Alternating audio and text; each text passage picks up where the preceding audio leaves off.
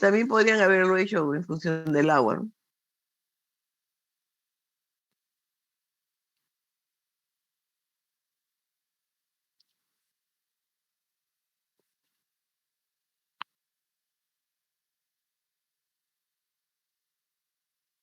Bien, entonces, del balance de componentes, sacamos el flujo del licor, ¿no? De los productos. Y ya después del balance global, sacamos justamente el flujo de vapor. Entonces ya tenemos, todos los flujos. Ahora no, tenemos que hacer el balance de energía. Entonces aquí tienen que plantear una temperatura base, especialmente para hallar el calor sensible, ¿no? Entonces ustedes siempre, esa temperatura base puede ser fuera del proceso o puede ser una que les ayude a simplificar alguna, el balance de energía, ¿no? Entonces, ahí, ahí van a tener que siempre adaptarse a lo que sea más conveniente, ¿no? Puede ser 25 grados o puede ser una misma, alguna temperatura del mismo proceso. Bueno, antes de eso necesitamos algunos datos para el balance de energía. El primero es eh,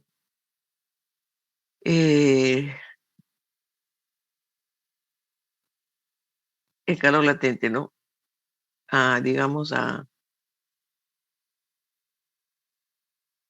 15 libras por pulgada cuadrada, ¿cuál sería el calor de cambio de estado?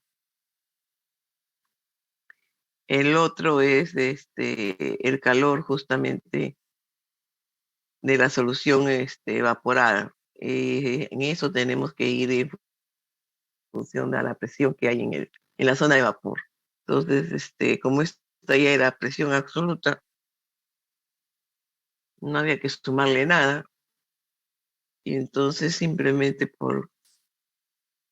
porque las tablas están en libras por pulgada o están en unidades internacionales, cualquiera de las dos, aquí he tenido que hacer esta conversión. Y, y entonces a esta presión voy a sacar justamente la entalpía del vapor, ¿no? Del vapor, producto de la ebullición del líquido. Ok, y entonces esa era esta cantidad.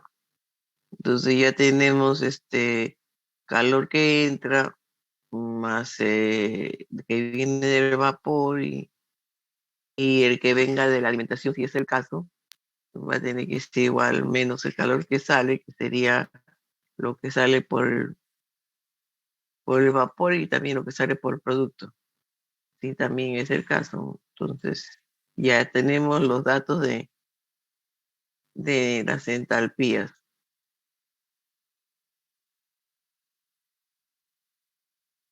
También tenemos el calor específico, que fue dato del problema, y ahora empezamos, si la alimentación está a 125, es el primer caso, ¿no? Ok, entonces ahí empezamos con nuestro balance.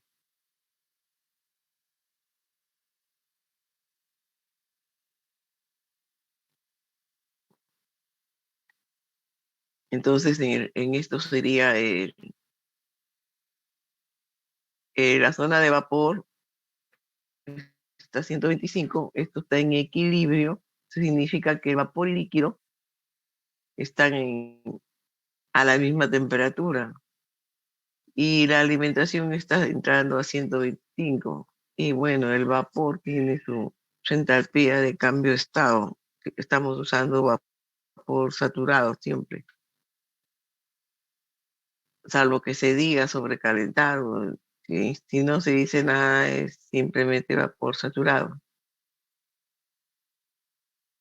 Ok, entonces ese sería el esquema.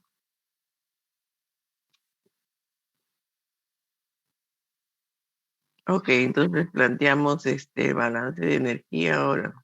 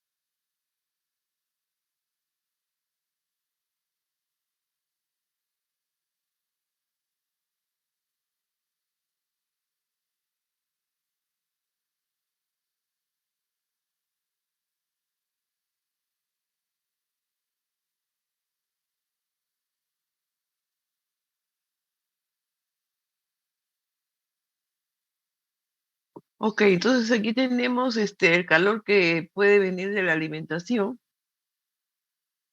el calor que entra del caldero, lo que sale con el vapor y a lo que sale con el producto y lo que puede estar saliendo con el mismo vapor que se condensa, ¿no? Eso sería en forma general, donde T sería la temperatura de referencia para el caso de los calores sensibles, ¿no? Entonces ahora vamos a elegir esta T de referencia. Aquí podemos utilizar 25 grados y entonces, o podemos utilizar otra temperatura. No, yo no voy a utilizar 25 grados.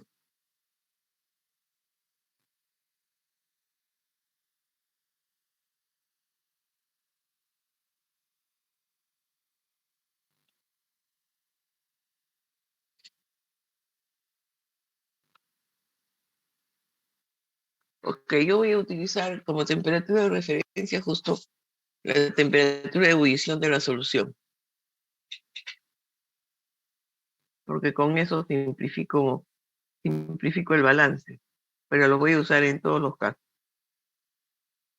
Entonces mi temperatura de referencia va a ser 125.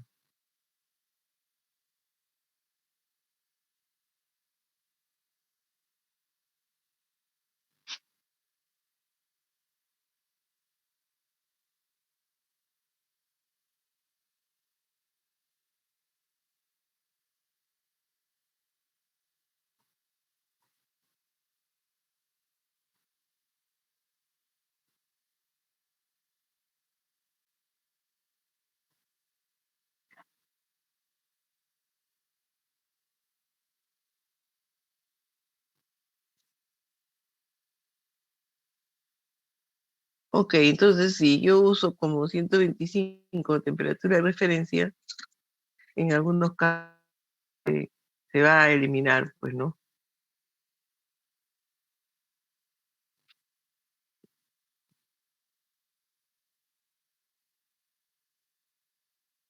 Como por ejemplo,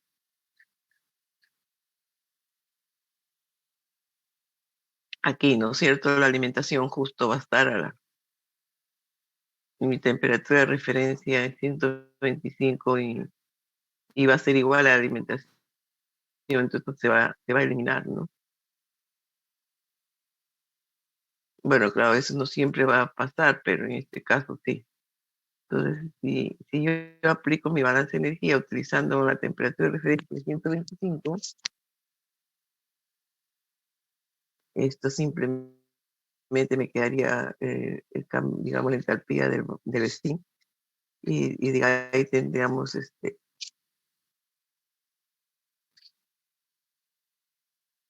la alimentación se iba a eliminar y entonces quedaría solamente los 44.000 libras por hora por los 1.033.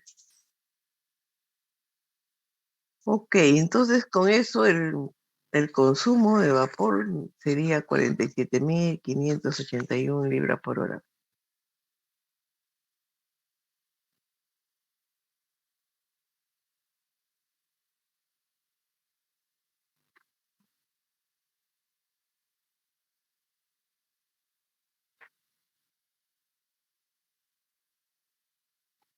Ahora nos han pedido la economía y eso simplemente son las libras de libras evaporadas por libras de steam administrado digamos, al evaporador, ¿no? O sea, eso sería justamente el consumo de vapor. Entonces, según eso, la economía nos sale más o menos 0,9.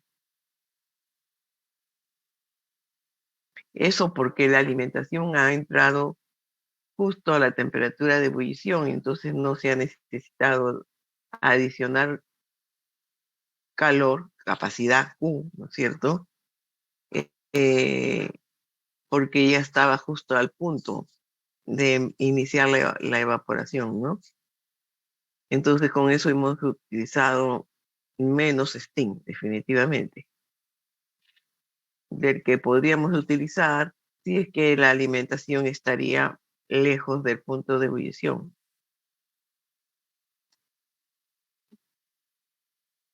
Ok, entonces, para el cálculo del área, la caída de temperatura que se utiliza en evaporación es la diferencia de la temperatura digamos, que hay entre el vapor que viene del caldero, esa es la energía, definitivamente, y la temperatura de ebullición de la solución, pues, ¿no? Tenemos que llegar a esa temperatura.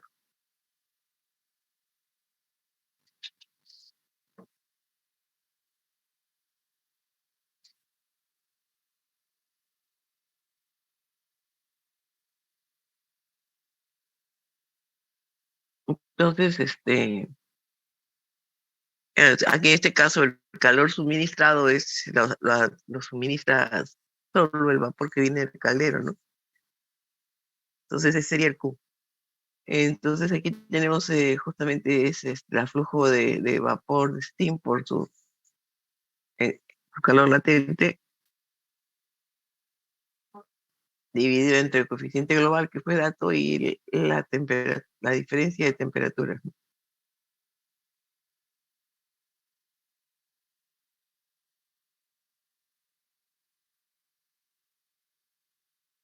Y esa es la temperatura, la diferencia que hay entre la temperatura del vapor del caldero y la temperatura a la que debería, la temperatura que hay en la zona de vapor, ¿no? En este caso 125.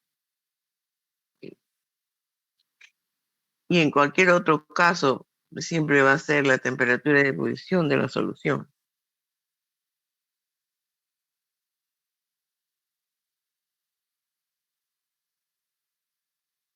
Ok, entonces con eso el área nos va a salir 725 pies cuadrados. Como ustedes ven, si hay diferencias en esta temperatura, esta área puede aumentar o disminuir, ¿no es cierto? Si esta temperatura disminuye, esto quizás va a aumentar y, y si aumenta, esto va a disminuir, ¿no? Entonces, para todos los casos, si la alimentación cambia de temperatura, las áreas van a ser diferentes, porque también las capacidades van a ser diferentes.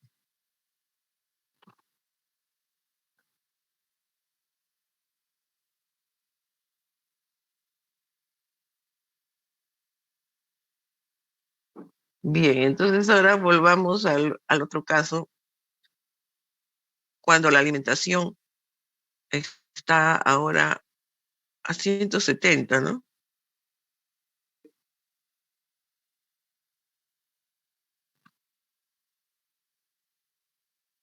Ok, entonces no a 170, a 70. Ok, este es el caso. hacemos lo mismo, pero con una alimentación a 70. Eh, el flujo de masa no va a cambiar. Lo que va a cambiar es el flujo, el balance de energía. A ver, hágalo, ¿cómo cambia? Y ahora la alimentación está a 70. Los datos ya que hemos obtenido van a ser los mismos en cuanto a masa.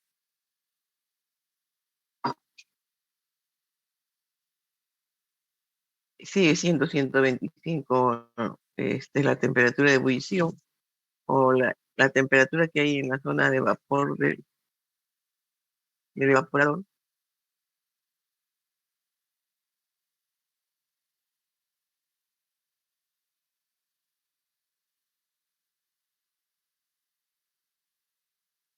Mi temperatura de referencia sigue siendo para mí también 125.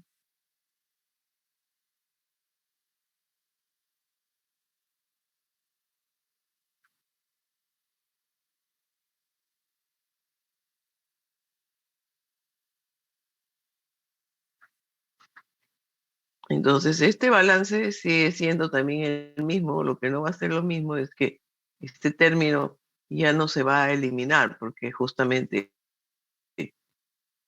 no coincide. Yo en este caso lo eliminé porque coincide. 125 coincidía con mi temperatura de referencia, pero en este caso ya no se va a eliminar. Entonces, ese balance de energía, hasta aquí nomás es cierto. Bueno, también quizás juntándolo hasta acá nomás es cierto. Y cuando empiece a anular, ya no voy a poder anular. A ver, aquí todavía no anulé nada.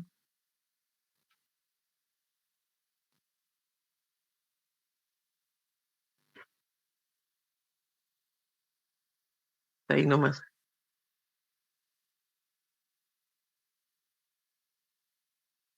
Esto también está bien, referencia, pero hasta ahí nomás. Esto ya no.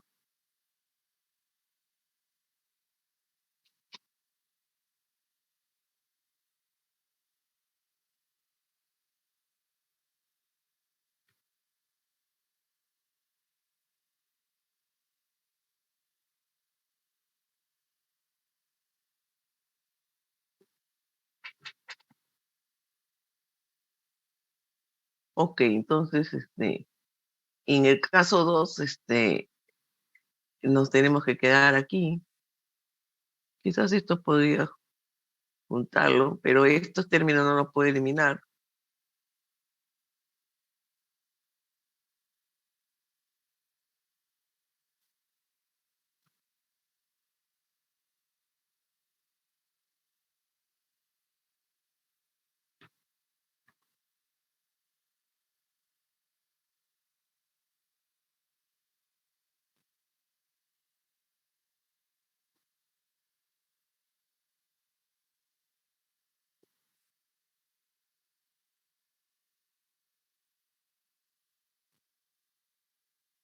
Ok, entonces hago recordar que los balances son en equilibrio, también en equilibrio termodinámico, ¿ok? Entonces, tanto el vapor como los productos, los dos han entrado digamos, al proceso de ebullición. Y entonces, tanto el producto como el vapor, el producto tiene la misma temperatura que la de los vapores, ¿no? Si el vapor está a 125, el producto también va a estar a 125. Entonces ahora ya simplemente,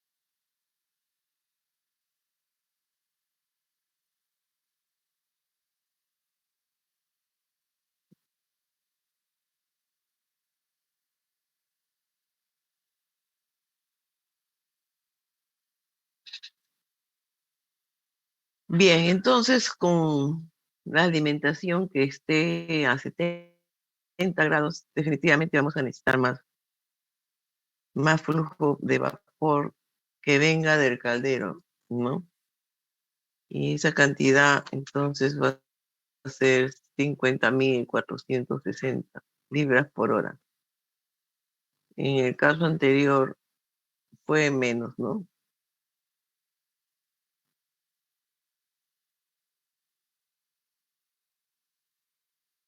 Fue 47.000, ¿no es cierto?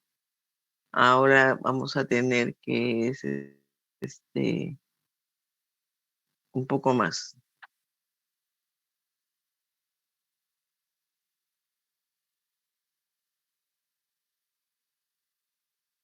Bien, entonces ahora nos tocaría calcular la economía, ¿no? Y también el área, porque este es el consumo de vapor. A ver, ¿quién me calcula la economía? ¿Cuánto sale? ¿Y cuánto sale el área?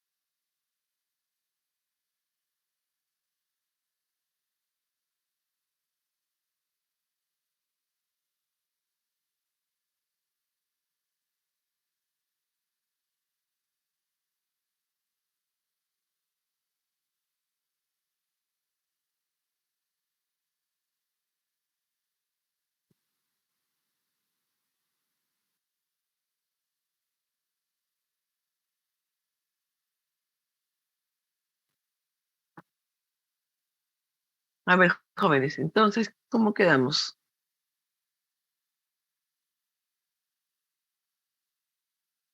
La economía, pues, es el flujo de vapor entre justo está el flujo de vapor de steam, ¿no?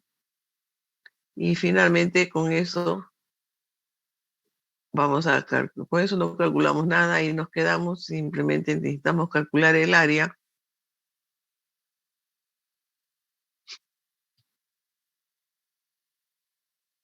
Ahí lo que ha variado es Q, ¿no? La capacidad es lo que ha variado por el consumo de vapor del caldero. Entonces, lo demás permanece igual, ¿no? Porque acá siempre va a ser la temperatura del vapor del caldero. Si no cambia la presión, no va a cambiar la temperatura.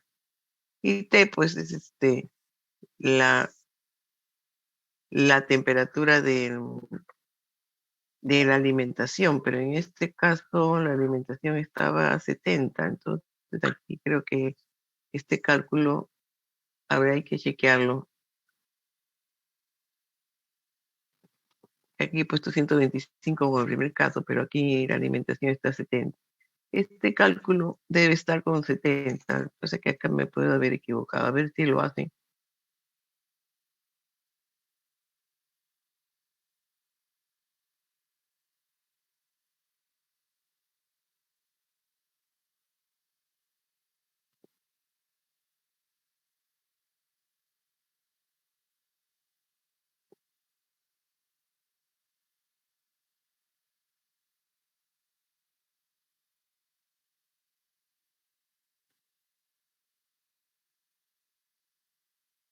No, no, está bien, esta es la temperatura de ebullición, tiene que llegar, ese es a donde tenemos que llegar. La alimentación está a 70, pero esa alimentación la tenemos que llevar a 125, ¿no? Es que si no, no ocurre la evaporación. Entonces, esta siempre va a ser la temperatura del espacio de vapor del evaporador, la que está a la presión de 4 pulgadas de mercurio.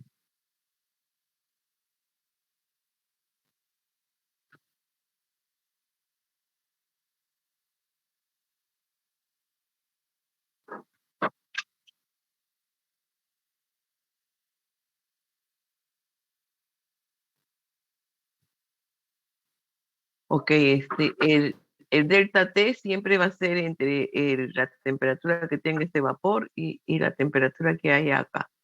¿Ok? Esa es el delta T que debe figurar para calcular el área del evaporador.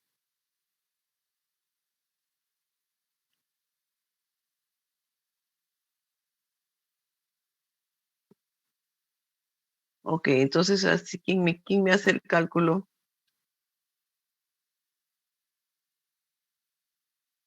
Y finalmente, vamos a tener que hacerlo lo mismo, pero cuando la temperatura de la alimentación es 200. Entonces, igualmente hay que variar el balance de energía, porque ahora a la alimentación entra 200. Y en ese caso vamos a tener otros datos. A ver, ¿qué tal si lo hacen? Les doy 5 minutos para que lo vean. Si me dan datos altos, mejor. De paso que paso lista un poco, ¿ok?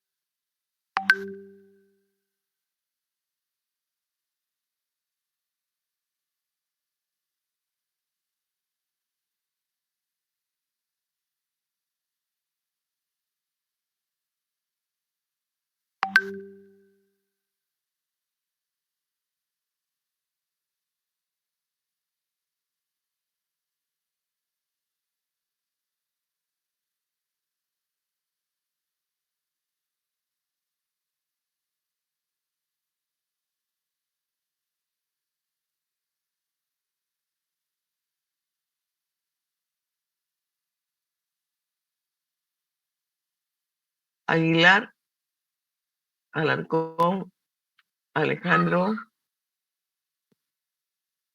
Aliaga, Alejandro presente, Caruaz, teacher. Carlos presente. Alejandro presente, Caruaz presente,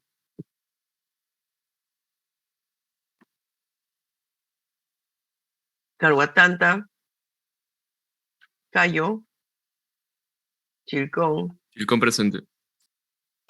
bien, Chuquiray, Yukirai presente. Chura, Presente, profesora. bien, Coronel, me parece que estaba Coronel, ¿no? Coronel, ¿estás? Ah, no, Coronel no estaba. A ver, Criado, Criado presente, profesora. bien, Jerónimo creo que está. Jerónimo, tampoco, ok. Girón, Girón presente. bien. Herrera, Guayanay, ya, Guayanay presente. Inofuente, Y no encuentra presente. Maza, Mendoza,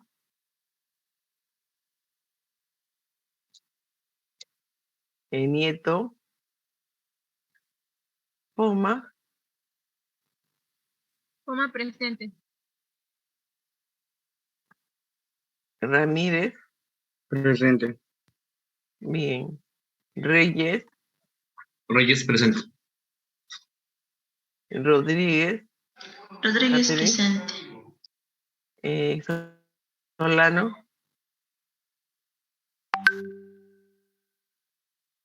ok, entonces,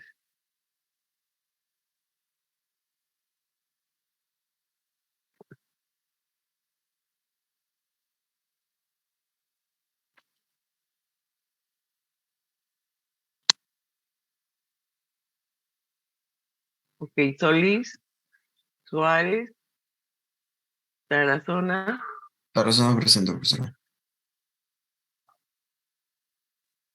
Presente, profesora. Suárez presente, Ticona, Tolentino, ok, ¿quién está presente? ¿Ticona? Otro, Ticona, ok. Tolentino, Vega, Vega está presente, me parece. Vergaray, Betanzo, Zamora, Iñaui. Okay. Mora presente, Miss. No te entendí. Discúlpame. Zamora presente, Miss. Buenos días. Zamora presente. Buenos días. Listo. Bien, entonces volvemos al problema que teníamos.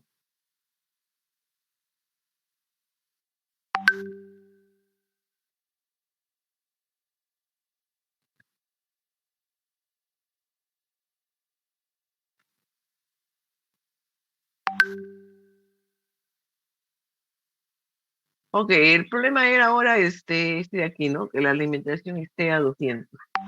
Entonces ahí sí también no va a poder, no se va a eliminar algunos términos. Sería el caso 3, ¿no?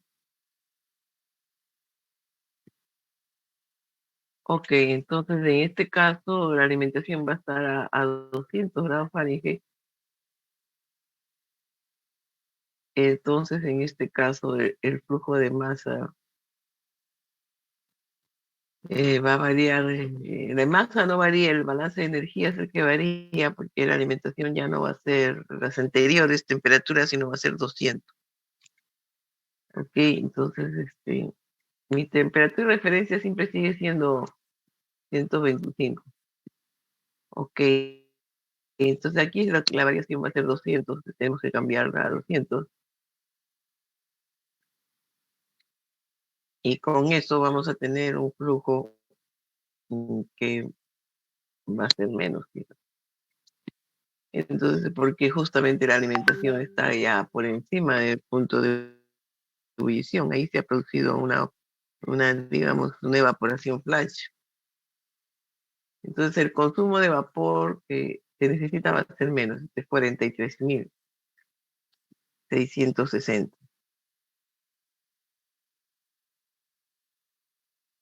Y, y entonces la economía va a tener que ser está mayor que la unidad. En los otros casos será menos que la unidad. Y el área también va a ser menos.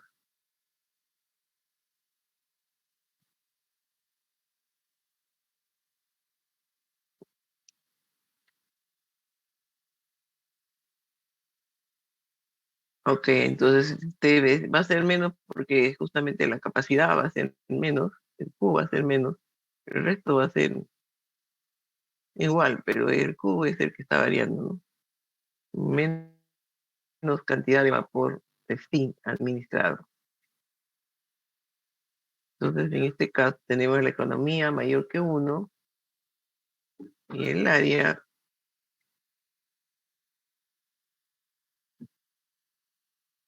a ver, nos va a salir 666.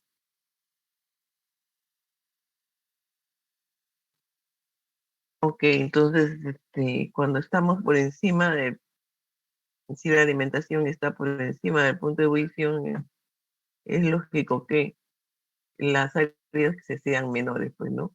Para el caso 3 es 666, para el caso 2 era 769, este es porque estaba por debajo, y para el caso en que justo estaba en el punto de ebullición,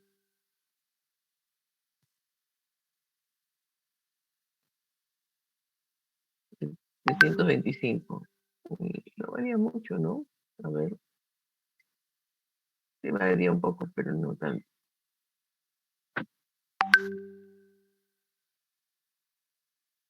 Sí, pues la economía era 0,9, estaba cerca a la unidad, por eso. Bueno, el área es 725. Para el caso 2 era cuando estaba, ahí sí estaba a 70. Ahí sí la economía es 0,87. Este se alejó, pues, se alejó y el área es 769 más. Más resaltante es cuando estamos por encima, la economía ya pasa a la unidad y el área también baja más significativamente, 666, ¿no?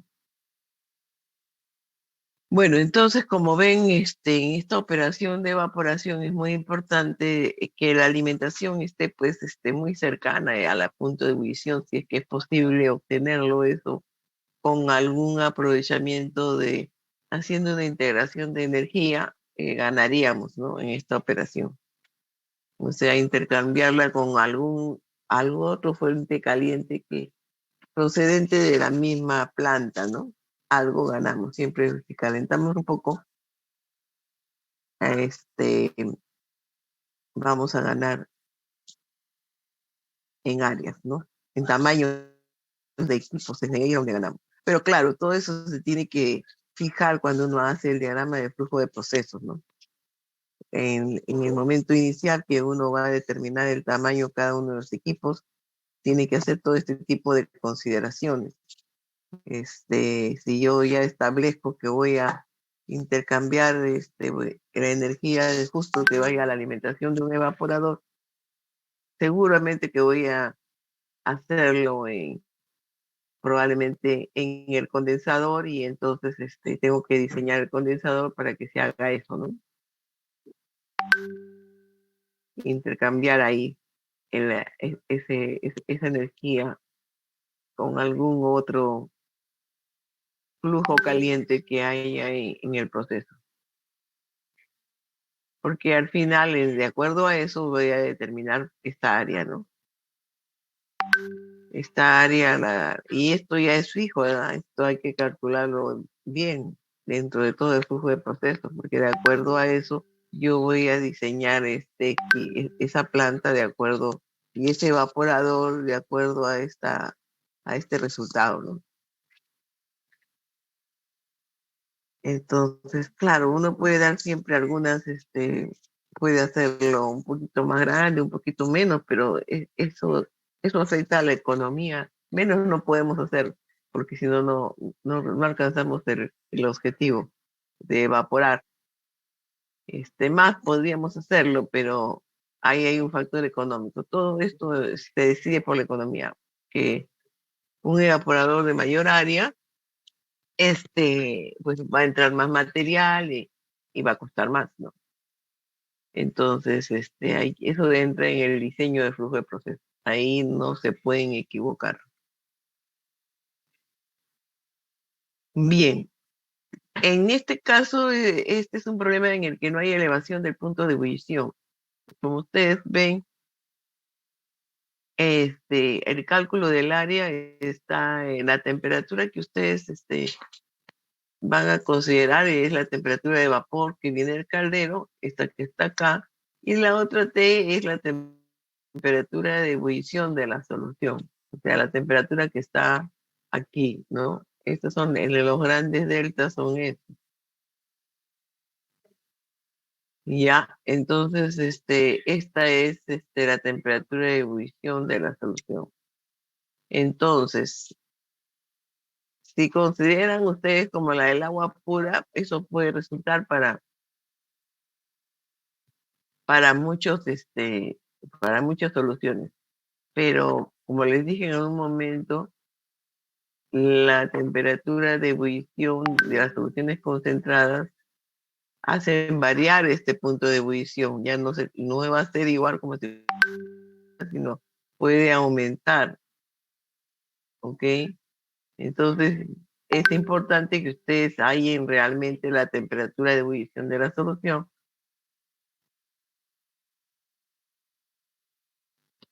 La temperatura de ebullición de la solución, porque aquí ven cuál sería la consecuencia, ¿no? Si ustedes esta temperatura no lo calculan bien, entonces esta área va a salir mm, diferente y con esto no van a conseguir evaporar, ¿no?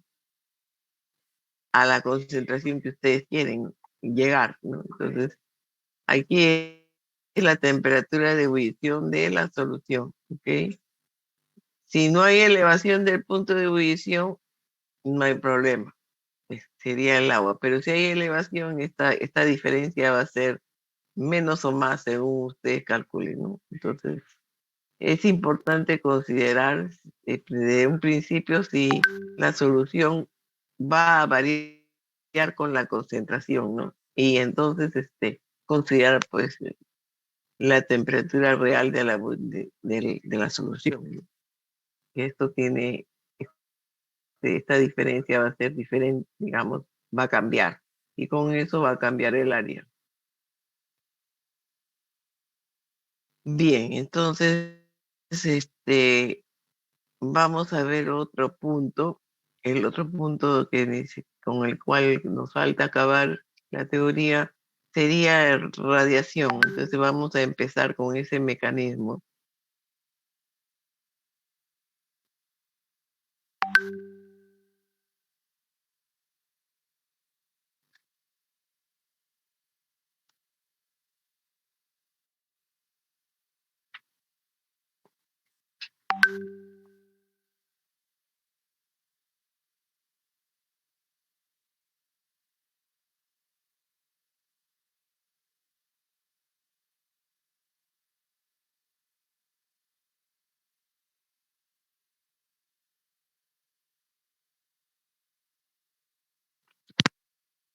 Ok, entonces habíamos dicho los mecanismos o modelos sobre el cual nosotros hacemos cálculos de energía, ¿no? Entonces había la conducción, la convección y ahora nos toca la radiación. O sea, la radiación es un fenómeno físico, pero en lo que corresponde a nosotros, vamos a tratar de la radiación de un cuerpo debido a su temperatura. Todos los cuerpos, incluidos los seres humanos, a partir del cero absoluto, emiten radiación. Y esa es la radiación térmica, es la que nosotros vamos a estudiar y la que nos interesa. La radiación se caracteriza por la velocidad digamos, de transmisión y por su origen, ¿ok? Entonces hay diferentes orígenes de radiación, por eso que les decía que es un fenómeno físico.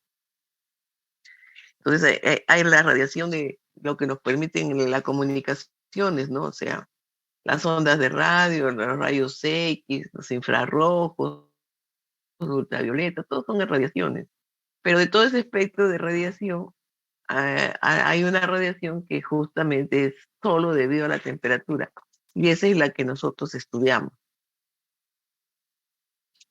Ahora, para que nosotros podamos aprovechar la radiación de un cuerpo debido a la temperatura, necesitamos saber cuánta es la cantidad que absorbe la materia, el cuerpo, porque solo esa es la parte que nosotros podemos manejar.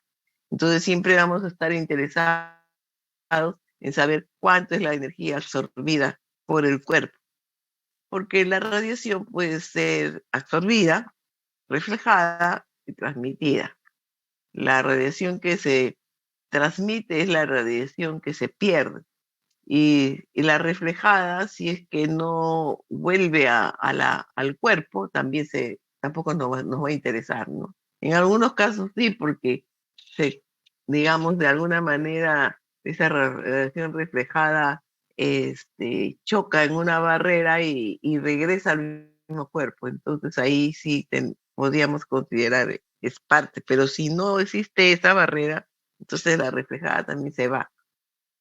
La radiación ya tiene otra forma de transmisión, ¿no? O sea, se transmite a la velocidad de la luz y en el espacio.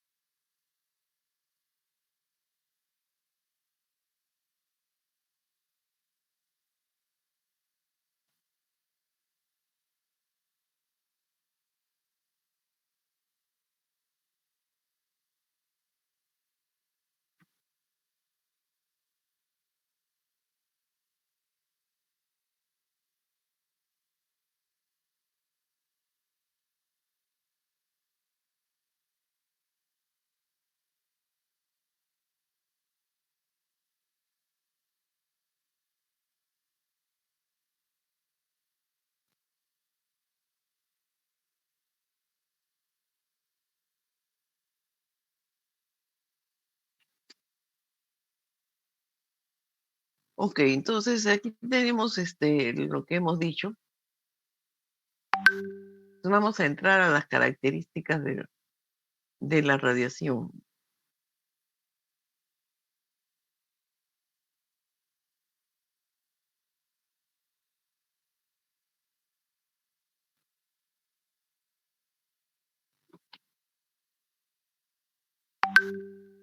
Bien, entonces hemos dicho que hay ciertas características que nos permiten caracterizar a la radiación.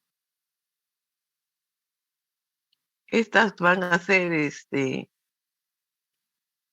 la reflectancia, la absorbancia y la transmitancia.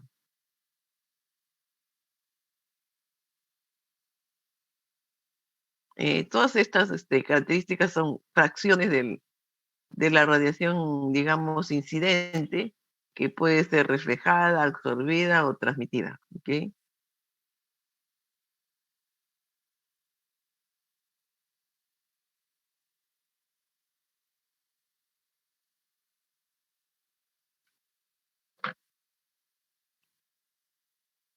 Ahora, como les vuelvo a repetir, la radiación interceptada por un cuerpo es la radiación, digamos, la fracción de radiación que nos va a interesar. Y por eso siempre vamos a estar interesados mucho en la geometría del cuerpo.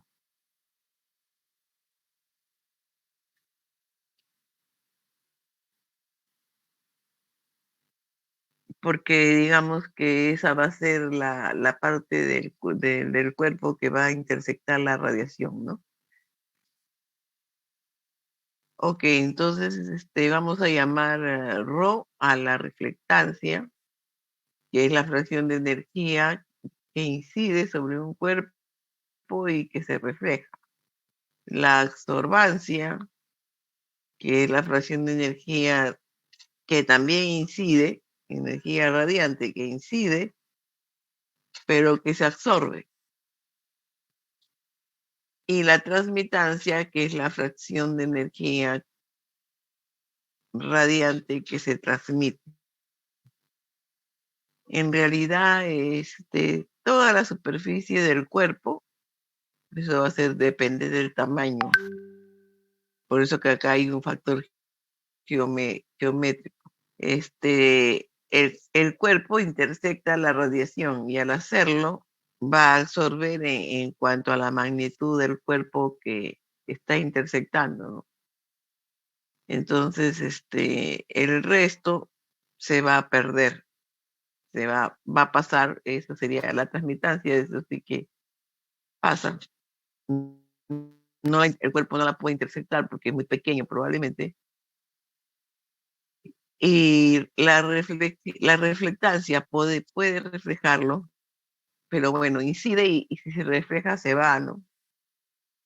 Salvo que se haga algo para que se cierre de alguna forma, para que vuelva al cuerpo. Entonces, aquí la propiedad que nos va a interesar mucho es la absorbancia. Ahora, muchas de estas propiedades se utilizan en muchos equipos instrumentales químicos, ¿no? Para determinar la concentración, por ejemplo, esto de la absorbancia, ¿no?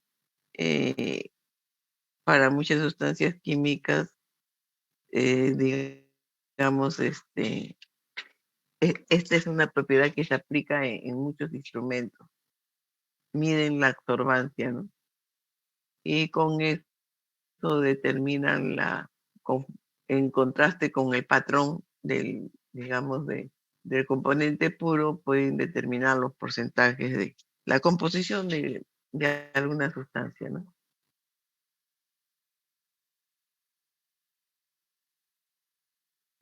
Ok, la suma de todos, como son porcentajes, la suma de todos estos, de estas características debe ser igual a 1, ¿no? Después que le ponemos aquí alfa más rho más tau igual a 1. A partir de esta ecuación empezamos con las simplificaciones. A ver, la primera simplificación, el ideal, el cuerpo negro. El cuerpo negro es aquel que absorbe toda la energía radiante que incide sobre él. Entonces, el resto de las propiedades es cero. Entonces, la absorbancia es igual a 1. Eso es para el ideal, que es el cuerpo negro. ¿Ok? A partir de ese ideal vamos a ir haciendo, ampliando las restricciones y tratando de llegar a cuerpos reales, ¿no? Entonces, si la transmitancia, bueno, es cero, la absorbancia más la reflectancia es igual a 1, esto es lo que dicen, ¿no?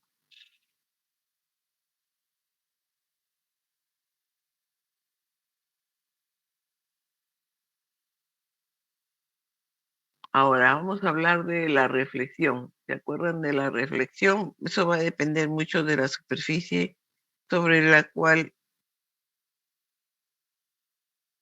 incide, ¿no? En la radiación. Entonces aquí tenemos la reflexión especular, o sea, el cuerpo es liso, entonces en esos casos el ángulo de incidencia va a ser igual al ángulo de reflexión. Y si la superficie no es pulimentada, entonces vamos a tener una reflexión difusa, porque la incidencia va a ir, pero la reflexión va a tomar diferentes ángulos, ¿no? Ya no se puede asegurar que los ángulos sean iguales.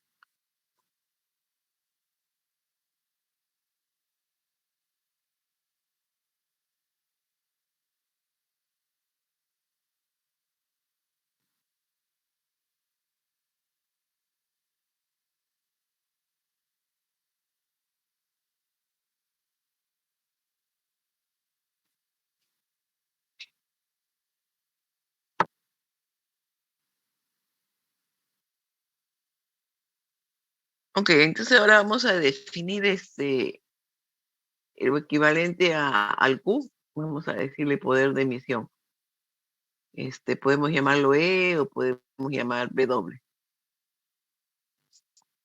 Ok, esto también va a depender de la longitud de onda y por eso que nosotros vamos a tener que hacer muchas integraciones.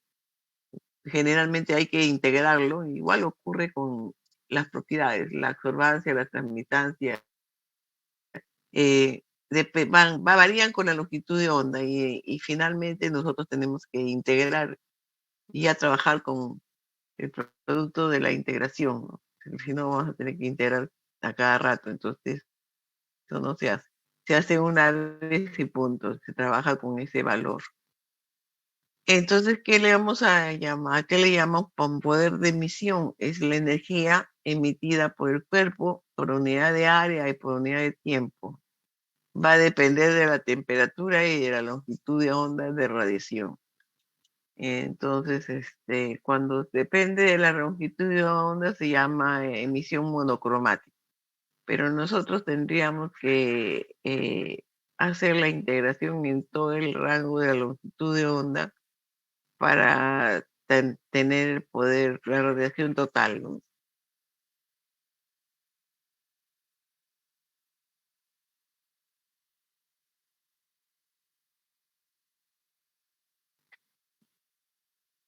Ok,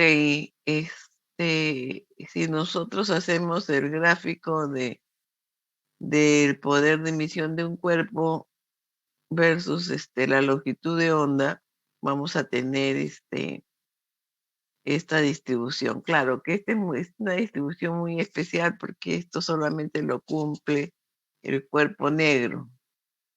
Sabemos que el poder de emisión de un cuerpo negro es sigma por la temperatura absoluta a la cuarta,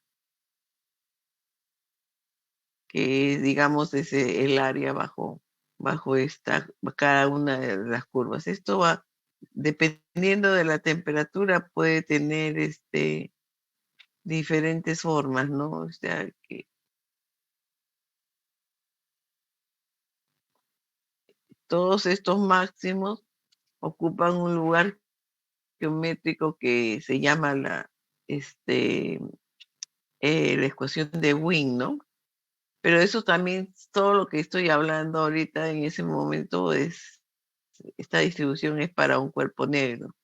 Esto va a distorsionar a medida de que el cuerpo no sea negro, ¿no? Para ciertos cuerpos esto podría ser, a veces podría ser así, ¿no? Varía, pero sigue la forma. Ese es un tipo de cuerpo. Pero también puede ser que, digamos que sea esto, ya no tiene la forma de la campana, sino simplemente cualquier forma, ¿no? Ok, vamos a ir aproximándonos a radiaciones reales. Esta es para un cuerpo negro. En un dedo he puesto el ejemplo de cómo calcular la integral, digamos, gráfica, ¿no? Es el área bajo la curva, definitivamente. Aquí también se dice que físicamente el poder radiante total es la radiación total a todas las longitudes de onda, emitida por unidad de área en la unidad de tiempo y en todas las direcciones a través de un hemisferio centrado sobre el área.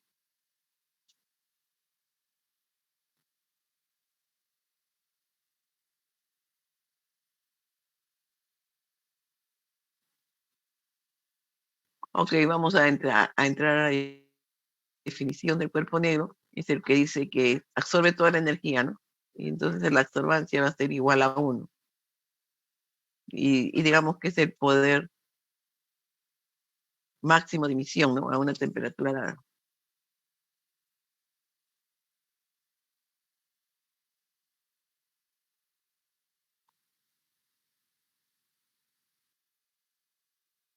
y digamos que es el modelo o estándar en al cual todos los otros radiadores nos podemos referir. Entonces, de ahora en adelante vamos a compararnos siempre con la emisión de un cuerpo negro.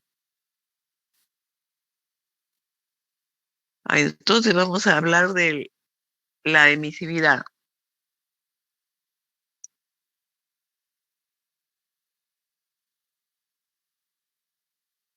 Es la comparación de emisividad entre el poder de emisión total de un cuerpo con respecto al poder de emisión del cuerpo negro. Entonces, esa es la emisividad emisión de un cuerpo cualquiera. Va a ser siempre comparado con la del cuerpo negro.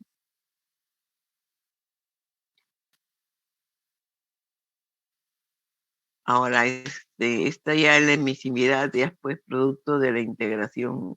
Pero puede haber, empezamos con la longitud de onda y ahí vamos a considerar la emisividad monocromática. También es lo mismo, la emisividad a una longitud de onda es el poder de emisión del cuerpo a la longitud de onda, a la misma longitud de onda, dividido entre el poder de emisión del cuerpo negro a la misma longitud de onda. Ok, entonces nosotros vamos a tener que hacer una integración de esto para trabajar con una emisividad promedio, la emisividad total, ¿no?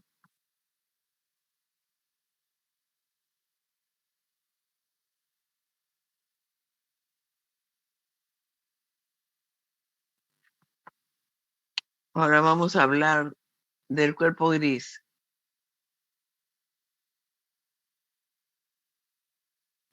Ok, el cuerpo gris es el que tiene una emisividad que es independiente de la longitud de onda.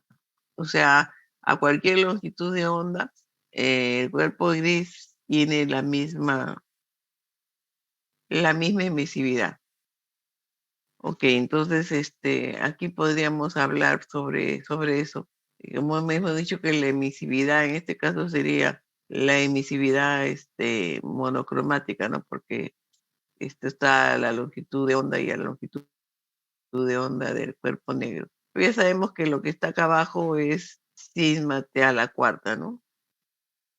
Entonces,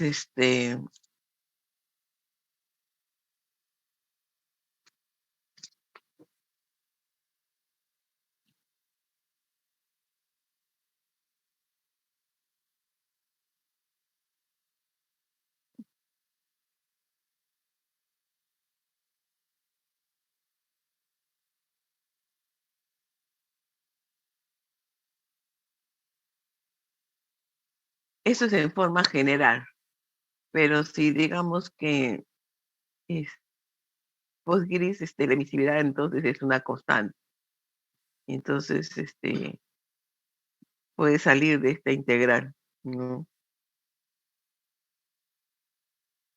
Por definición, eso es lo que tenemos para un cuerpo gris, que la emisividad va a ser igual a cualquier longitud de onda.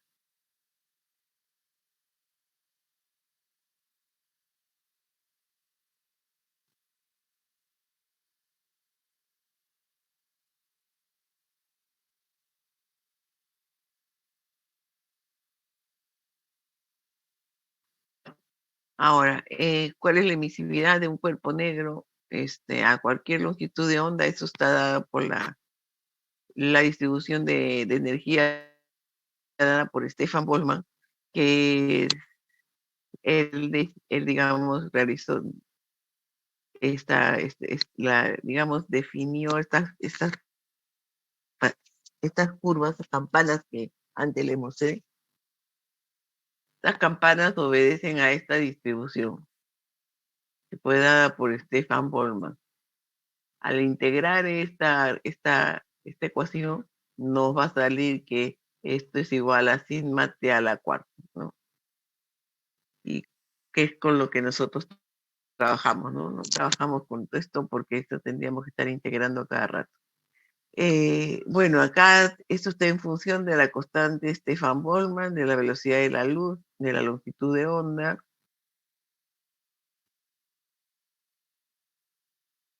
de la constante de Planck y de la velocidad de la luz, ¿no? C es la velocidad de la luz.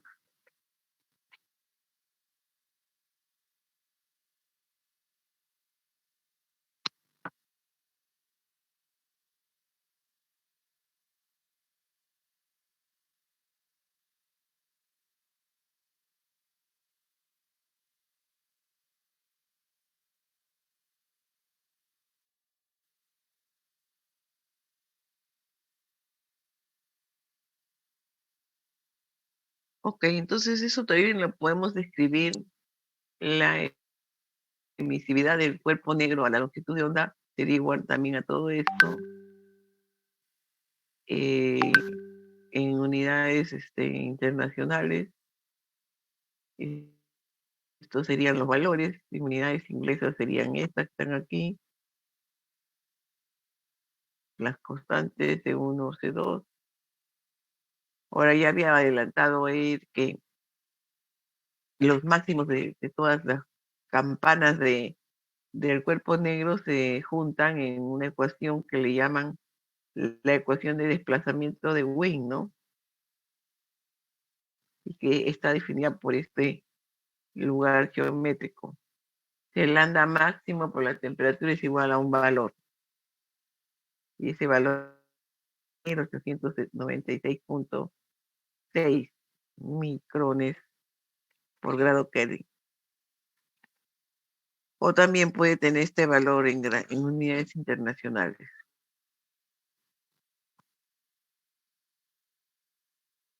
Ok, entonces esta es la ecuación, es una constante, ¿no? Esta es la ecuación que ubica todas las, une todos los máximos. Ok, esta ecuación está saliendo más. Todos los máximos, digamos, estos máximos. Tampoco pueden haber más.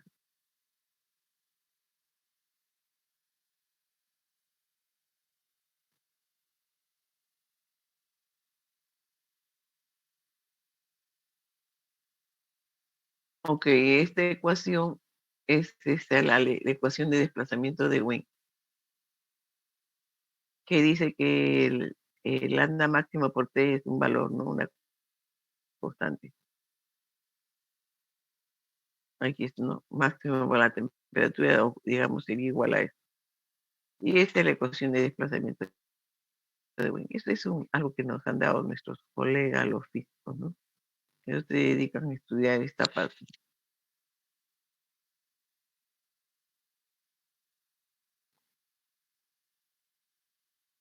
Ok, otra ecuación que nos va a ayudar es la ley de Kirchhoff. A la temperatura de equilibrio se puede decir que la absortividad es igual a la emisividad.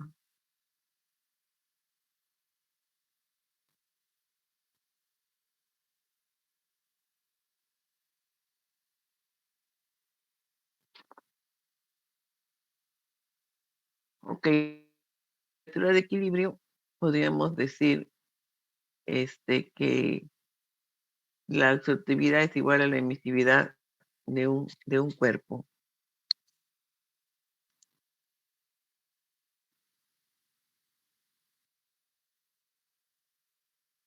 Esto es lo que decimos, la emisividad total de una superficie a la temperatura, una temperatura T, es igual a la absortividad para la radiación que proviene de un cuerpo negro a la misma temperatura. Bueno, eso es lo que dice la ecuación de Kirchhoff.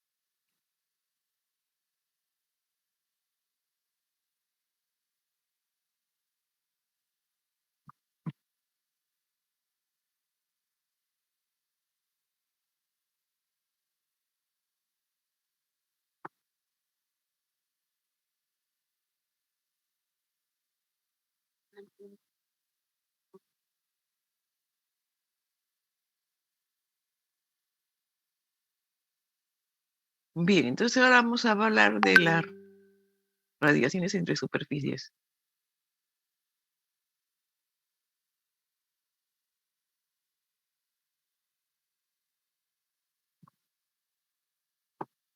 Ok, si el cuerpo fuera negro, la radiación simplemente sería sigma T⁻⁴, donde Q justamente es el poder de emisión o W, como le he dicho, pero al final eso es Q, ¿ok? Pero si el cuerpo no es negro, entonces vamos a tener que utilizar ciertos factores de corrección que le vamos a llamar factores de forma que van a tener que ver con la geometría. En forma general vamos a tener que decir que este Q va a ser igual a un área 1 por sigma T⁻⁴, pero ahí habría que agregarle, y dado que no es un cuerpo negro, entonces, no digamos que es un cuerpo opaco, eh, la emisividad, lo multiplicamos por la emisividad. Ahora, los factores de vista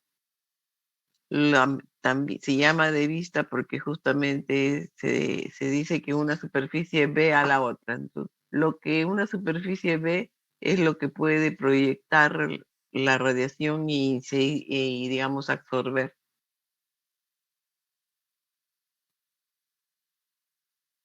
Entonces, por eso que esos factores geométricos le vamos a llamar ángulos de visión.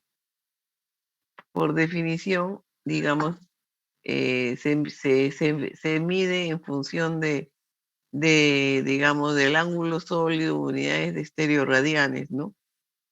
A ver, el ángulo de división se define, es el ángulo sólido subtendido por la superficie frente al elemento radiante.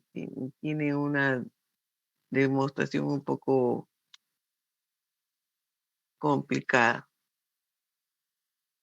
La unidad es digamos, de ángulos sólidos en estéreo radianes y en función de lo que una superficie ve de la otra, se determinan algunos valores, ¿ok? Entonces, a eso le vamos a llamar factores de forma, que le vuelvo a insistir que son factores realmente geométricos ya. Y estos factores de forma, digamos, determinan más o menos, cuantifican más o menos cuánto de la energía que abandona una superficie va a llegar realmente a la otra, ¿ok? Estos factores de forma se están definiendo en función de la superficie de donde salen y a la superficie a donde llegan. Entonces, generalmente tiene dos valores. El primer valor es de dónde sale y el segundo valor es a dónde llega. Aparte de factores de forma, también se le llama factores de vista, factores angulares, factores de configuración. Nosotros le vamos a llamar factores de forma, ¿ok?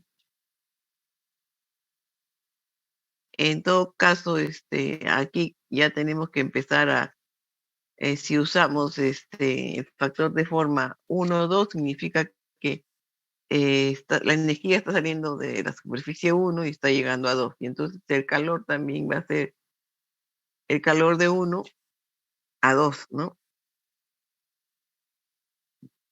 Ok, si sale digamos, del área 1, de estos dos números siempre deben corresponder, ¿no? Entonces, aquí sale del área 1 y llega al área 2. Entonces, el área que yo debo considerar en la cuantificación del poder de emisión es justamente el área 1, por la diferencia de temperatura de las superficies, ¿no? También tengo digamos, si sale de 2 y llega a 1, entonces vamos a tener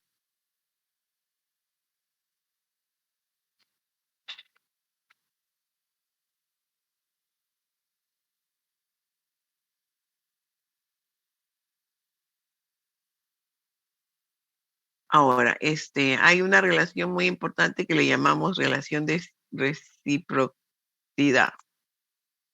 Eso porque muchas veces estos factores de forma son datos, pero están definiendo siempre de qué áreas salen y a dónde llegan. Y a veces nosotros necesitamos los factores de forma a la inversa. Entonces, cualquiera sea los factores de forma, esta relación nos permite, en función de las áreas, nos permite corregir eso, ¿no? O sea, muchas veces podemos tener el factor de vista o factor de forma 1, 2, y nosotros queremos probablemente el inverso, 2, 1, que salga del área 2 y llegue a la 1. Ok, entonces en ese caso usamos estos factores de reciprocidad, que estas relaciones de reciprocidad. Estas son muy importantes porque, como le digo, en la bibliografía van a encontrar diversos factores de forma, pero siempre, digamos, estipulando en la bibliografía misma, estipula de dónde es, cuál es el área que están considerando de la cual sale el poder de emisión, la radiación. Entonces, ustedes pueden corregirla utilizando esta reciprocidad, ¿ok?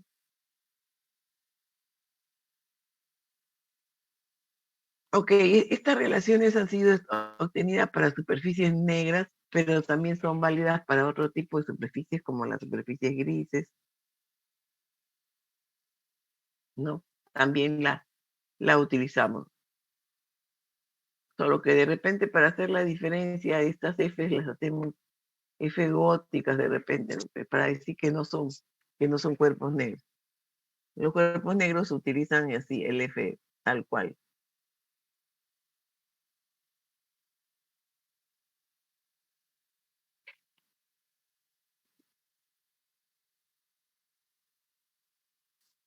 Oh, jóvenes, nos vamos a quedar acá porque ya son 10 para las 10 y tengo otra clase.